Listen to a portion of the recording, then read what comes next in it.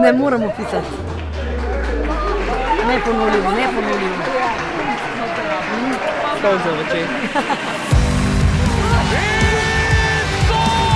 Zmagovalca tretje sezone sta Žan in Janez!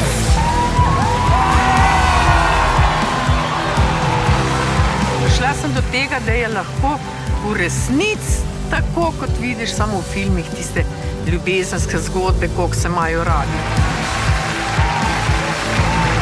Korto!